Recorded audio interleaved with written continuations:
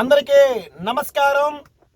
Video ఖచ్చితంగా చూడాలి, ఎందుకంటే అంబేద్కర్ గారు రాజ్యాంగాన్ని మార్చిన ఒక మహనీయుడు. అయితే ఇది ఖచ్చితంగా చూడాలి. ఎందుకు చెప్తానంటే ఒక చిన్న లవ్ స్టోరీ మీ ముందు పెట్టబోతున్నాను. ఆ లవ్ స్టోరీ ఏంటంటే, ఒక రోజు నేను ఆటో డ్రైవర్ని కాబట్టి ఆటోలో వెళ్తున్నప్పుడు ఒక అబ్బాయి ఎక్కాడు. అబ్బాయి ఎక్కిన తర్వాత బాగా తాగేస్తున్నాడు. తాగి ఉన్న వ్యక్తికి నేను ఒక సలహా అడిగా, ఒరే బాబు, చిన్నపిల్లలాగా ఉన్నావు, ఎందుకు తాగేవరా నాయన అని అడిగా. గాలి ఓరుగా ఉంది, కొంచెం డిస్టర్బ్గా ఉంటుంది, కొంచెం అయినా కానీ కొద్దిగా ఓర్చుకోవడానికి ఈ మాటలేనండి, ఖచ్చితంగా వినాల్సిన మాట అనమాట. అయితే ఫుల్గా తాగను, ఎందుకంటే చిన్న వయసు కదా అంటే నేను చర్చికి వెళ్తాను కాబట్టి కొన్ని మాటలు చెప్తా ఉంటాను.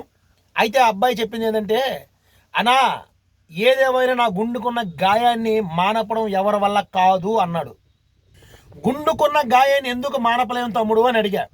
అయితే ఆయన చెప్పిన మాట ఏంటంటే, అన్నా నేను ఒక అమ్మాయిని ప్రేమించాను మనస్ఫూర్తిగా అన్నాడు. మంచిది కదా తమ్ముడు, పెళ్లి చేసుకోవచ్చు కదా అన్న. అయితే ఆయన చెప్పిన మాట ఏంటంటే, అన్నా అమ్మాయి పెళ్ళి అయిపోయి 3 రోజులు అయింది, ఈరోజు అమ్మాయిని అబ్బాయిని ఒకటి చేయబోతున్నారన్నా, అందుకే ఫుల్గా తాగేశాను అన్నాడు. సరే తమ్ముడు, నీవు ఎందుకు బాధపడాల్సిన అవసరం ఏముంది, అమ్మాయి పెళ్ళి అయిపోతే నువ్వు కూడా పెళ్లి చేసుకుని హ్యాపీగా ఉండొచ్చు కదంటే, అనా అమ్మాయిని ఎంతగా ప్రేమించానంటే ఎన్నో లవ్ స్టోరీ చూసాం, ఎంతోమందిని చూసాం, కానీ నా లవ్ స్టోరీ కొంచెం వెరైటీ అని అన్నాడు. ఏంద్రో తమ్ముడు నీ లవ్ స్టోరీ అని నేను అడిగిన తర్వాత అని చెప్పిన మాట ఏంటంటే, అనా అమ్మాయి వచ్చి తీసుకెళ్ళిపోతామన్నప్పుడల్లా నన్ను తీసుకెళ్ళిపోమనేది, మేము భేదోళం అన్నా, డబ్బు లేనివాడిని, కాకపోతే వాళ్ళ కులం వేరు నా కులం వేరు, మేము చాలా భేదోళం అన్నా అని చెప్పాడు. సరే పేదోడివే కదా, ఓకే, ఎక్కడ జరిగేది అదే, డబ్బున్నవాడు ఒకలాగా డబ్బు లేనివాడు ఒకలాగా ఉంటాడు కదా అన్న. అయితే ఆయన చెప్పిన మాట ఏంటంటే, అన్న నా మీద కేసు పెట్టేవారన్నా, కేసు పెట్టినప్పుడల్లా అమ్మాయి వచ్చి ఏం చెప్పేదంటే, కేసు పెట్టినప్పుడు స్టేషన్ తీసుకెళ్ళినప్పుడు అక్కడ చెప్పే మాట ఏంటంటే, అబ్బాయి నన్ను మోసం చేశాడు, మా అమ్మ నాన్న మాట వింటాం, మా అమ్మ నాన్న కావాలని చెప్పేదంట.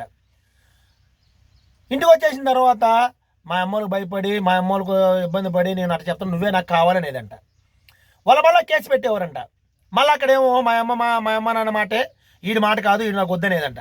అలా చెప్తున్నప్పుడు సరే ఈ మాట ఎందుకు చెప్తున్నామంటే, ఒకటి డబ్బు మీ పిల్లల దగ్గర, లేకపోతే మీ పిల్లలు చదువుకుంటే కాలేజీకి వెళ్తున్నప్పుడైనా, లేకపోతే మీరు ఏ స్థితిలో ఉన్నారని కాదు, కానీ ఒకటి పిల్లల కాలేజీకి వెళ్ళిన తర్వాత మీ మాట వినకపోతే ఖచ్చితంగా మీ పెంపకం తప్పు. రెండోది, మీ పెంపకం కరెక్ట్ అయితే ఆ పిల్లలు ఒకరు ప్రేమించి పెళ్లి చేసుకోవాలనుకున్నారు అనుకో, అడ్డు రావద్దు. ఎందుకంటే అడ్డు రావడం వల్ల చాలా ఇబ్బందులు జరుగుతాయి అనేది ఖచ్చితంగా మీకు తెలుసు, అందరికీ తెలుసు. ఎందుకు చెప్తానంటే, ఈరోజు ప్రేమించి పెళ్లి చేసుకున్న తర్వాత, ప్రేమించి పెళ్లి చేసుకున్న తప్పే, ఎవడో ప్రేమించిన అమ్మాయిని ఎడదీసి మీరేరే అబ్బాయికి ఇచ్చి పెళ్లి చేస్తే ఆ కాపరాలు సరి చేసుకోలేక అక్కడ అతలాకుతలం అయిపోతుంది. అయితే నేను చెప్తున్న మాట ఇంకా లవ్ స్టోరీ పూర్తి అవ్వలేదు కాబట్టి అస్సలు మజా ఇక్కడే ఉంది. ఏంటంటే, ఆడు ఎన్ని చెప్పుకొచ్చాడు, ఆ అమ్మాయికి పెళ్ళి అయిపోయింది, ఈరోజు అబ్బాయిని అమ్మాయి ఒకటి చేయబోతున్నారు, అయితే దీంట్లో థ్రిల్ ఉంది అని మీరు అడగచ్చు. అంబేద్కర్ గారి జయంతి ఈరోజు పుట్టినరోజు సందర్భంలో కుల మత భేదాలు లేవు, ఎవరైనా సరే సమానమే అని ఆర్టికల్ రాసిన అంబేద్కర్ గారు మాట ఎంతమంది అంటారో తెలీదు. ఈరోజు రాజకీయ నాయకులతో కూడా అంబేద్కర్ గారు గొప్పవాళ్ళని చెప్పేసి పాలాభిషేకాలు చేస్తున్నారు. ఎప్పుడు చైనా బీజేపీ ఆర్ఎస్ఎస్ వాళ్ళు కూడా అంబేద్కర్ గారికి ఈరోజు నివాళులు అర్పిస్తున్నారు. చాలా గొప్పతనం. ఆయన పుట్టినరోజుకి విగ్రహాలన్నీ శుభ్రం చేసి పాలాభిషేకాలు చేస్తున్నారు. అంబేద్కర్ గారి మీద ప్రేమ ఉంటున్న మీకు, ఏ కులస్తుడైనా కావచ్చు, ఏ మతస్థుడైనా కావచ్చు, నేను చెప్తున్న మాట ఏంటంటే, ప్రేమించుకున్న వాళ్ళని ఎడదీసేస్తారా? ప్రేమించుకున్న వాళ్ళని చంపేస్తారా? డబ్బు లేని వాళ్ళని హేళనగా చేస్తారా? డబ్బున్న వాళ్ళు ఏది చెప్పినా అది జరిగిపోద్దా? అయితే లాస్ట్ ఫైనల్గా అబ్బాయి చెప్పింది నేను ముగిస్తున్నాను. తాగేసి ఆటోలో వెళ్తున్నాడు. ఎక్కడికి వెళ్తున్నావురా బాబు అంటే, అమ్మాయి ఇల్లు మా ఇల్లు పక్క పక్కనేనన్నా అన్నాడు. ఓకే, అమ్మాయి ఇల్లు పక్క పక్కనే, మరి ఏం చేయాలనుకుంటున్నావు అన్నాడు. ఆ అమ్మాయి పెళ్ళి అయిపోయింది, నాకు వద్దు, 10 గంటలకల్లా వచ్చేస్తాను నీ దగ్గరికి, నన్ను ఎక్కడికైనా తీసుకెళ్ళిపో అన్నాడు. ఒరే మరి ఇన్ని రోజులు పెళ్ళి అవ్వకముందు అన్నిసార్లు కేసు పెట్టారు, ఏం చేయాలనుకుంటున్నావురా బాబు అని అడిగితే, ఏమన్నా నాకు తెలియదు, నేను ఫుల్గా తాగే తాగినానికి, ఇప్పుడు నేను వెళ్తున్నా, వెళ్ళిన తర్వాత అమ్మాయి వచ్చిందనుకో, పిలిచి మరి తీసుకెళ్ళిపోతానో లేదా ఏదో చేస్తానో ఏదో చేస్తానని అన్నాడు.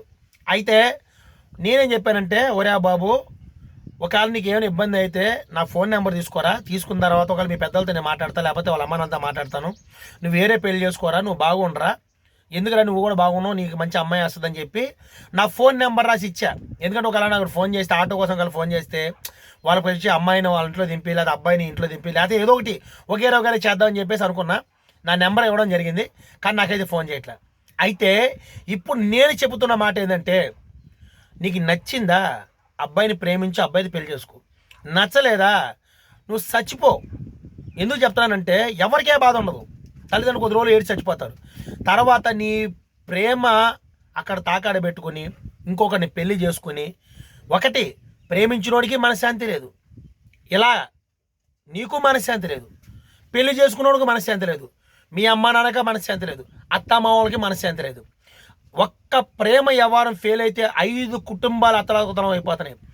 ఒకటి ప్రేమికుడు కుటుంబం, ప్రేమికుడు మనసు చెల్లిస్తుంది. రెండోది ప్రేమించిన అమ్మాయి మనసు చెల్లిస్తుంది. మూడోది పెళ్లి చేసుకున్న అమ్మాయి కావచ్చు, అబ్బాయి కావచ్చు, పెళ్లి కొడుకు. ఐదోది తల్లిదండ్రులు. ఆరోది అత్తమామలు. చచ్చిపోమని చెప్పడం తప్పు. ఎందుకు చెప్తున్నానంటే, చచ్చిపోమని కాదు, మాట వరామరిగి చెప్తున్నాను. దయచేసి ఇప్పుడైనా మీరు తెలుసుకొని ప్రేమించుకునేటప్పుడు ఇంట్లో ఒప్పుకుంటారని తెలిస్తేనే ప్రేమించండి.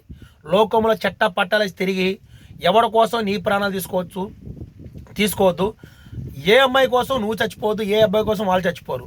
ఈయనంత వరకు ఏంటంటే, దీంట్లో కంటెంట్ ఉన్నా లేకపోయినా సరే ఈ మాటలు చెప్పాలనుకున్నాను. అంబేద్కర్ జయంతి పుట్టినరోజు సందర్భంలో ఈ మాట చెప్పాల్సింది ఏంటంటే, జాగ్రత్తగా ఉండాలి. లవ్ స్టోరీలు విషయాలు చాలా ఉంటాయి, ఎందుకంటే కాపలు ఎన్నో కూలిపోతున్నాయి. నేను మొత్తం చెప్పాలనుకోవట్లేదు.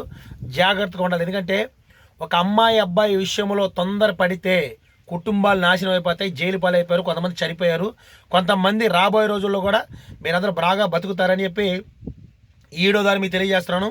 ఖచ్చితంగా చాలా జాగ్రత్తగా ఉంటానికి మాత్రం ట్రై చేయండి.